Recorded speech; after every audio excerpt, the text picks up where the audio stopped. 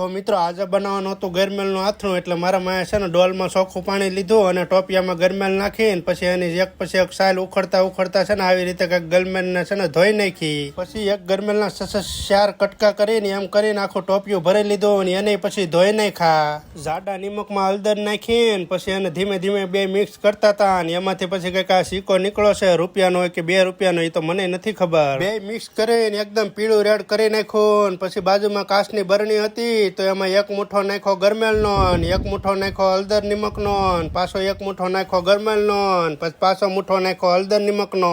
કાચની બરણી આખી ભરાઈ ગઈ. પછી કેરીના 4 કટકા કરેલા હતા તો એને નિમક હળદર વાળા કરીને એને પછી બરણીમાં ભરાની એમ કરીને આખી બરણી ભરાણી. હવે આમાં કેરી હું કામ નાખવામાં આવે એ કોઈને ખબર હોય તો પાછી કોમેન્ટ કરતા જાજો. પછી એમાં 1 ગ્લાસ પાણી ઉમેર્યું, પછી ઢાંકણું હતું એને આટા ચડાવીને ઢાંકી દીધું. માં હવે તમે બોલો તો. હાલો મિત્રો, અમારું ગરમેલનું આથણું કેવું લાગ્યું છે તે કોમેન્ટમાં જણાવજો અને અમારી યુટ્યુબ ચેનલને લાઈક શેર સબસ્ક્રાઇબ કરતા જાજો.